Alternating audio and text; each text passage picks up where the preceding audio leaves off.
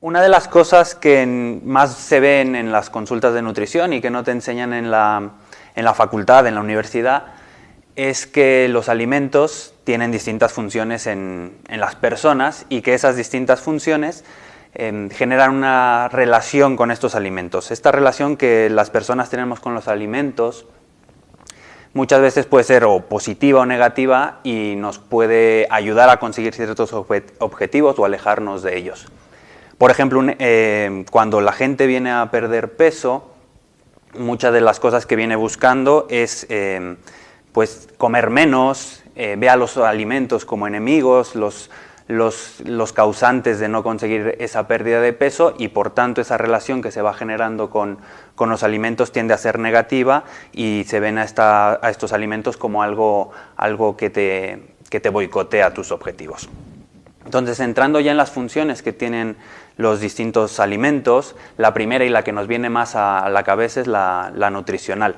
La nutricional todos la conocemos, es aquella que dice que los alimentos te nutren, que te aportan las vitaminas, los minerales que necesitas para estar sano o sana, las proteínas para crecer bien, para construir distintas hormonas en el organismo, y todas las conocemos, es muy básica. Las verduras tienen que ser la base de la alimentación, a todos nos viene un poco más arcaico la pirámide nutricional de los alimentos, en la que los cereales tienden a estar abajo, aunque realmente ya sabemos que pues como dije, la alimentación se tiene que basar en el consumo de verduras, hortalizas, de frutas, de leguminosas, y complementar con proteínas de buena calidad, intentando dejar un poco más de lado alimentos superfluos u ultraprocesados como dulces o golosinas.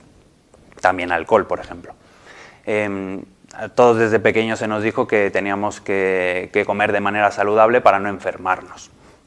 Otra de las funciones que tienen los alimentos es la energética. Esta se ve muy bien en el tema de nutrición deportiva. Hace poco acabamos de ver los Juegos Olímpicos y una de las diferencias entre que una persona subiera o no al podio, más allá del entrenamiento, del esfuerzo que le pusieran, de las facilidades que tuvieran para esos entrenamientos o facilidades socioeconómicas, era la nutrición. Si un atleta llevaba una nutrición, una alimentación bien pautada, bien cuidada, adecuada en cuanto a lo que tenía que consumir para tener la energía necesaria para rendir en su prueba, probablemente era más fácil que subiera al podio, ¿no? A todos se nos decía que había que comer de manera saludable para crecer fuertes y también más altos. Una tercera función es la función social o cultural, que también nos viene aquí en México, por ejemplo. Estamos muy orgullosos de nuestra gastronomía, es algo muy identitario de las distintas culturas y de las distintas sociedades. Cuando hacemos viajes, los que tenemos oportunidad de hacer viajes, nos gusta probar comidas de otros sitios, y también como sociedad, como humanos, tendemos a reunirnos alrededor de una mesa para celebrar distintos eventos, cosas alegres, cosas no tan alegres muchas veces, y también tienen esa función de unirnos en sociedad los alimentos.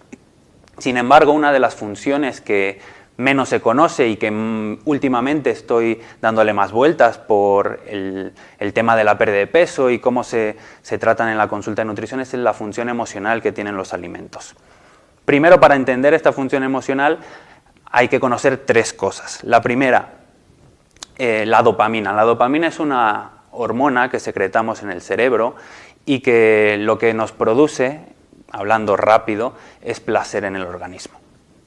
La dopamina se tiende a secretar como un mecanismo de recompensa, cuando hacemos cosas que nos gustan o que nos suponen cierto esfuerzo, y la liberación de esta dopamina que nos produce placer es la recompensa a esa acción. Esto se ve muy claramente con los alimentos. Bien cuando estamos esperando a consumir un alimento y empezamos a secretar esa dopamina, o bien cuando ya comemos un alimento que nos gusta mucho. La secreción de dopamina es mucho más intensa. De ahí que se crea erróneamente que los ciertos alimentos, porque los que secretan más dopamina son los que son más dulces o que tienen más grasas, que este tipo de alimentos generan adicción. Realmente no generan adicción, no hay un síndrome de abstinencia por dejar de tomar determinados alimentos o determinados nutrientes, sino lo que uno está necesitando es esa secreción de dopamina para sentirse bien. Un segundo punto a conocer para entender esta función emocional de los alimentos es cómo se nos ha educado en esta sociedad. Se nos ha educado en conocer e interpretar el mundo entre bueno y malo. Tendemos a clasificar todo como bueno o malo. Desde pequeños se nos enseña para podernos desenvolver en nuestra sociedad, para poder convivir con las distintas personas, para saber cómo actuar y qué hacer y no hacer. Esto no podía ser diferente con los alimentos. Si les ponemos el ejemplo de una manzana y de un refresco, casi todo el mundo sabrá decirnos cuál cree que es bueno y cuál es malo, ¿no?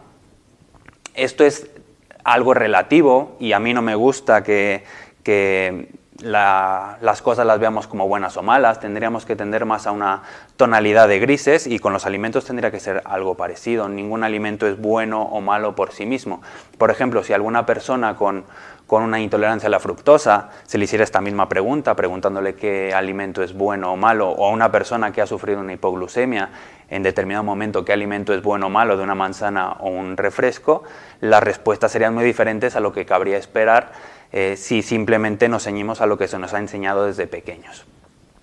Un tercer punto para entender esta relación con los alimentos es el cómo estamos en el mundo, cómo nos afecta las cosas que vamos viviendo, cómo tenemos un mundo interior y cómo todo esta miriada de situaciones nos va haciendo que tengamos distintas emociones y que por esas distintas emociones vayamos teniendo la necesidad o no de, como dije, esta secreción de dopamina.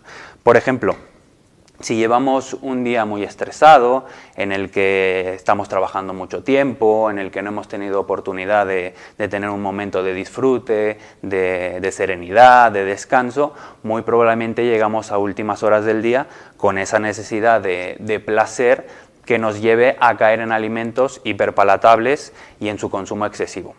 A todos se nos viene también a la cabeza el llegar después de trabajar y querer abrirnos una lata de cerveza o un refresco o empezar a comer papas fritas o algo de queso o pedir una pizza.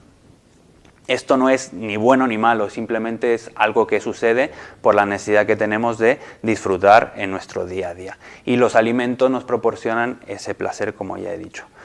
Últimamente se están viendo distintos movimientos en el que se tachan estos alimentos como buenos o malos exclusivamente, como el basarnos únicamente nuestra alimentación en comida real, olvidando a los ultraprocesados, o a alimentaciones en las que excluyen distintos nutrientes sin tener ninguna base científica, como puede ser el gluten, en el que sabemos que tendríamos que excluirlo únicamente cuando se padece una celiaquía, por ejemplo, o ciertos malestares digestivos que también podría dar lugar a eliminar este gluten.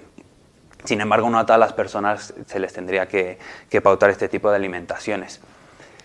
Volviendo a la clasificación de bueno o malo, nos produce daño porque creemos que cuando estamos tomando algo que clasificamos como malo, nos empezamos a sentir culpables, empezamos a sentir que lo estamos haciendo mal, y eso es lo que pasa muchas veces cuando caemos en ese tipo de alimentación, en la que estamos buscando una sensación positiva a través de estos alimentos que hemos clasificado toda nuestra vida como malos. Entonces, lo que tendríamos que ir haciendo y hacia donde tendríamos que la tendencia tendría que ir es a olvidarnos de esas clasificaciones como buenas y malas e ir entendiendo las distintas funciones que tienen los alimentos. Entonces, para ir acabando, lo que tenemos que entender es esto, que los alimentos nos modifican el cerebro. Tienen distintas acciones en nuestro cerebro que nos hacen disfrutar con ellos. Para esto es importante ser conscientes de todo esto. No vale simplemente decir que podemos comer lo que queramos o que no nos tenemos que sentir culpables cuando hagamos este tipo de alimentación.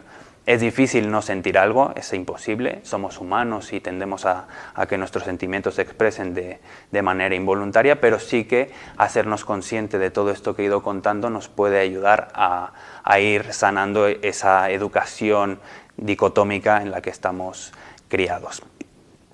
Y por último, disfrutar con la alimentación es una parte que también tienen los alimentos. El sabor, el placer, la palatabilidad es intrínseca a los alimentos y tendríamos que también aprender a disfrutar con ellos y no simplemente quedarnos en la parte nutricional que muchas veces nos ocurre como sociedad. Muchas gracias.